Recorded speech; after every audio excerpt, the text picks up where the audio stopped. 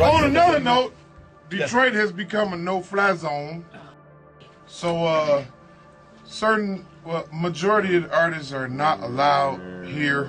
And y'all don't send y'all people here. I'm sending them home ass naked with no jewelry, no clothes, and I'm keeping their wallets. We had Rick Ross right outside here tonight at about 11 o'clock. When he was pulling up to come into Sherry Park, he was met by 100 individuals outside. Let me ask you, Trick, because I don't understand, what is the no-fly zone? Okay. When record labels used to have like street teams, and that was back in the A&R days, you know, they would have a promo team, take the artists, you know, A&R take the artists to different locations, and it was like they were just coming to Detroit and wasn't picking up nothing. Trick wasn't messing around when he introduced the no-fly zone policy. In simple terms, it was his way of banning any out-of-towners in the music industry who didn't show respect to Detroit and its artists. On another note, Detroit has become a no-fly zone. So majority of the artists are not allowed here. And Rick Ross? He ended up learning that lesson the hard way. Let's get into it. So back in 2014, Rick Ross was set to headline Hot 107.5 Summer Jams concert, a major event in the city. But things took a sharp turn when Ross and his team pulled up to the venue. Instead of a warm welcome, they were met by a massive crowd of local dudes, over 100 deep, making one thing crystal clear: Ross wasn't getting on that stage. According to multiple reports, the group surrounded Ross's tour buses and blocked every possible entrance. We had Rick Ross right outside here tonight at about 11 o'clock. When he was pulling up to come into Sherry Park, he was met by 100 individuals outside. We have tried to pull every resource together and ask him to come back. He is in fear of his life. Ross, not wanting to test the waters or escalate things, made the call to bounce. He later claimed in interviews that none of that really happened, saying nobody stopped him and that he's always had love for Detroit. But the people who were actually there told a whole different story. You look safe, you look fine to me, you look excellent. But I have to ask you, okay, what is going on with you in Detroit? Just to make it clear, I never even made it to the venue. Okay. I never made it to the venue. Me and whoever this gentleman is, we never crossed paths. He never spoke with Rose, and I expect him to clarify that.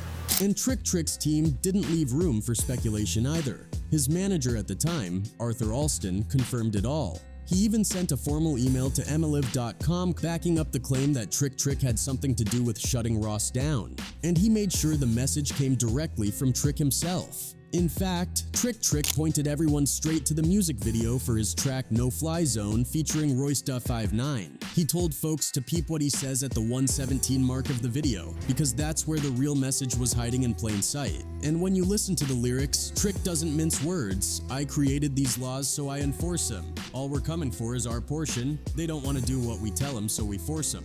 With the full face of Timbs and Air Forces, get dead worse than a hoe bee and a foursome. I treat you like the Catholic Church treat an abortion. We call it respect, you call it extortion. But what made the whole Rick Ross situation even deeper was the why behind Trick's move. It wasn't just about Ross not tapping in with local artists or skipping out on the culture, it was personal. At the time, Rick Ross was in the middle of his heavy beef with 50 Cent. The back and forth between them had gotten ugly, with diss tracks, interviews, and all types of low blows. And somewhere in that mix, Ross took a few shots at Eminem, and that right there was a major problem. So the only way I can fix that, Eminem, you're a monkey. He's really a hunky, but that's racial. He's a monkey. Because if you know anything about Trick, you know he doesn't play when it comes to Eminem. Their relationship goes way beyond music. Trick said on multiple occasions that it was the late Proof who introduced him to M.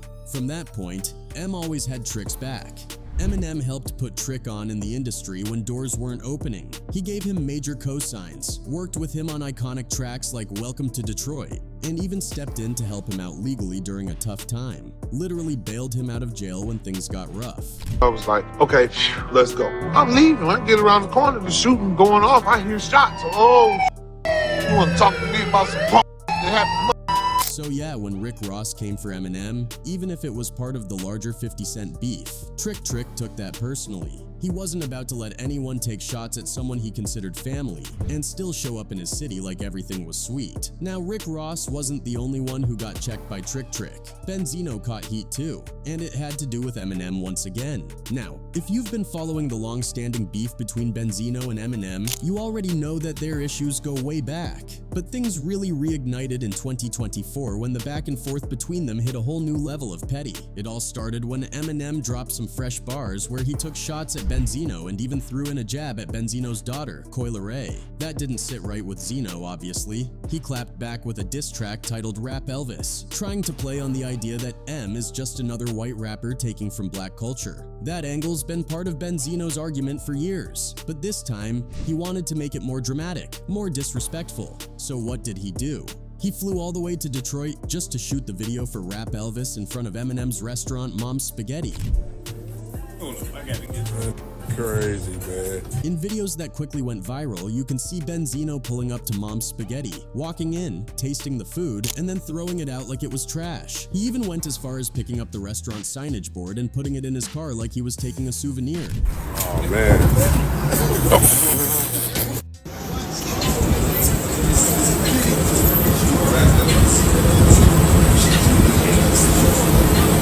But it didn't stop there. He entered the museum portion of the building, which houses all kinds of iconic Eminem memorabilia, and started clowning in front of some of the exhibits. Then he took it to interviews, going on full rants saying Eminem never did anything for Detroit, claiming M doesn't care about the city, its people, or the culture. He tried to discredit everything M stood for, hoping to stir up support and make his diss hit even harder. But that move backfired heavy. Shortly after Benzino posted those videos, Trick Trick posted a response video that felt like a warning. You this is getting real slick with that playing and shit. Everybody not gonna play with your believe that, dog.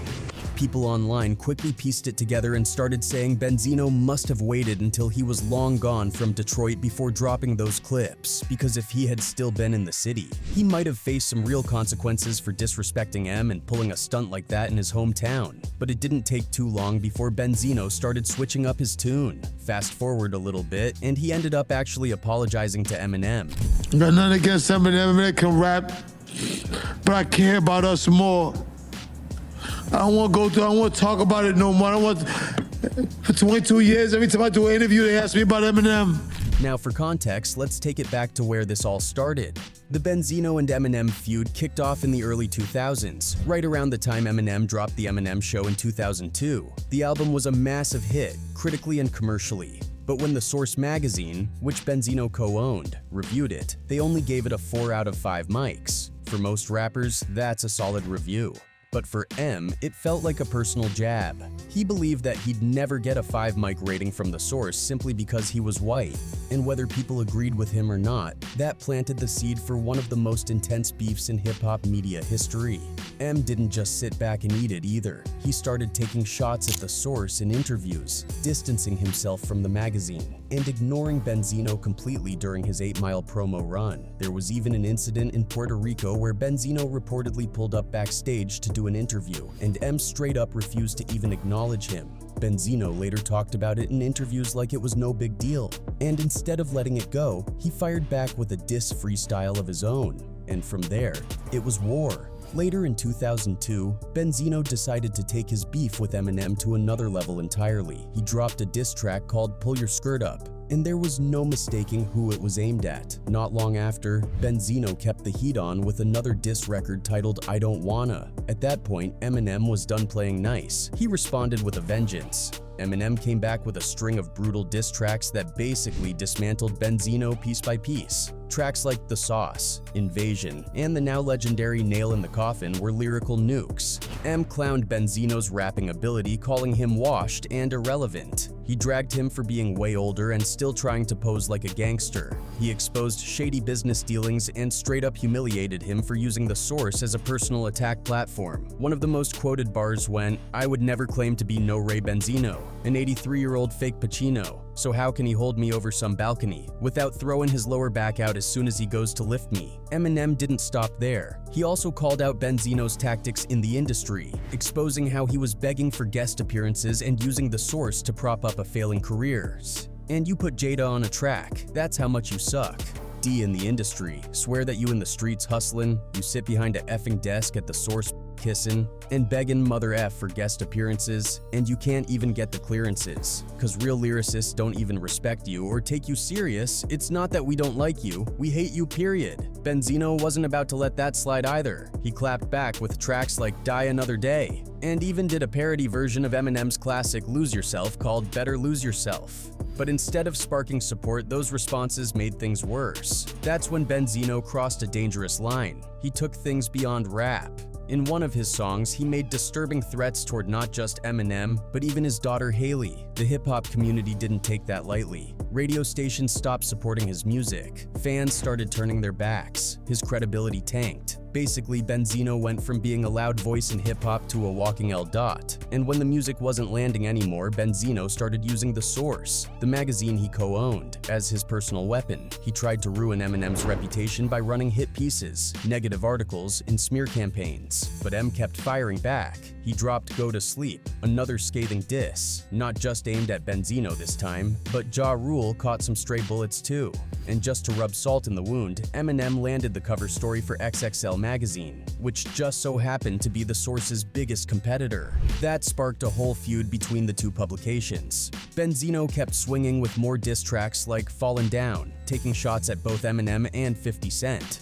Benzino just kept throwing punches, dropping more diss tracks like Fallin' Down, where he came at both Eminem and 50 Cent. By that time, he and Ja Rule had started linking up more, united by a common enemy, 50, so they joined forces and released songs like Untouchable, teaming up for what they hoped would be the final blow to M and G Unit, but it didn't land. Then in 2003, Benzino thought he had found the nuke, his trump card. He somehow got his hands on an old track Eminem had recorded back in the early 90s called Foolish Pride. In that song, M had used racially offensive language, and Benzino saw it as the perfect way to cancel him. He leaked the track on The Source's website and even published the lyrics in the magazine. But it didn't work. Eminem immediately addressed the situation.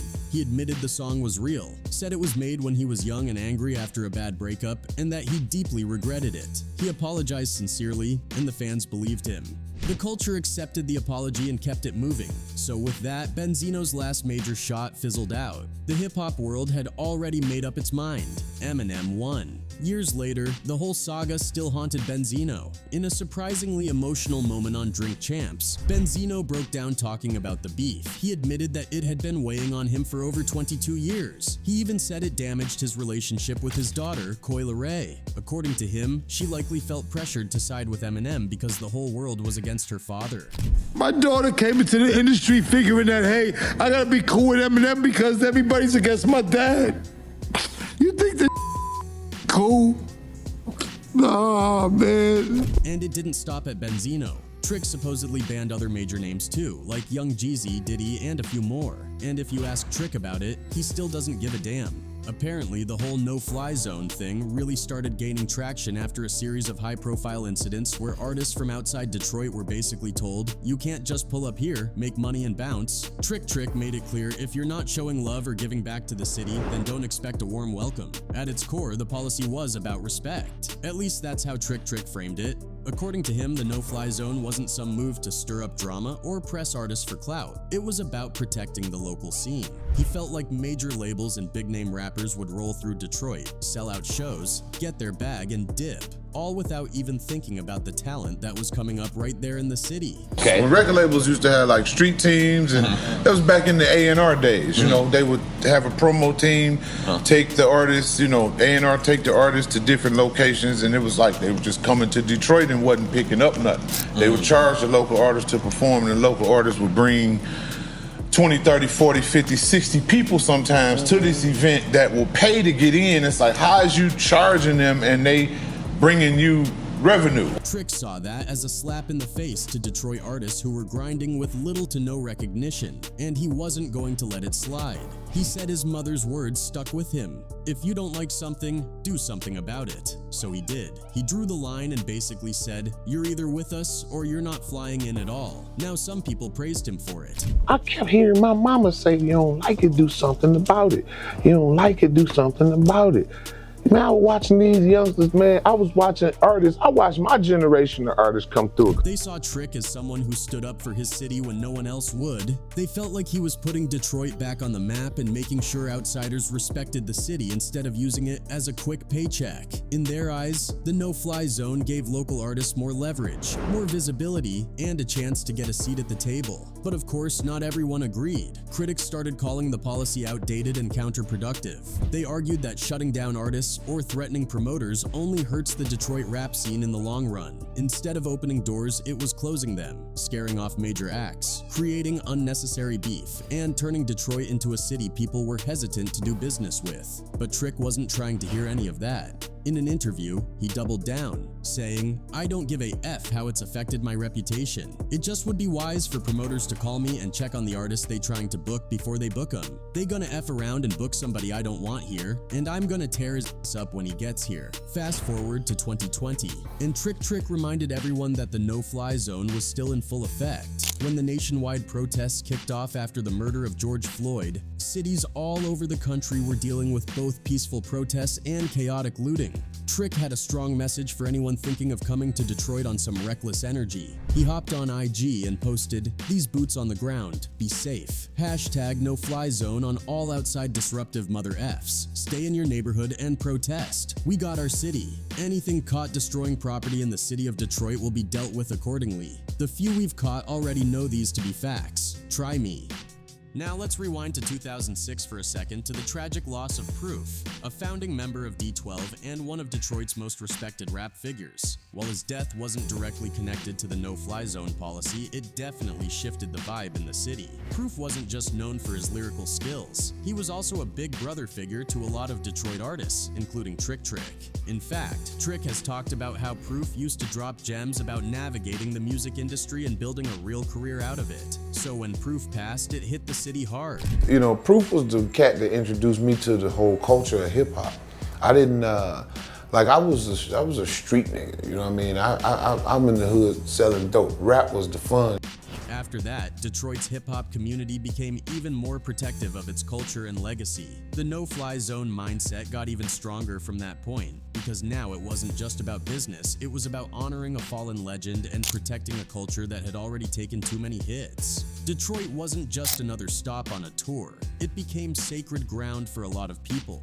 And if you came into the city trying to exploit it or disrespect it, you'd get checked. Fast. Fast forward to today, and Trick's energy hasn't changed one bit. In a recent interview, he made it loud and clear. He's still standing 10 toes down on the no-fly zone. When asked about it, he didn't flinch. He straight up said he's not apologizing for anything and that the rules still apply to this day.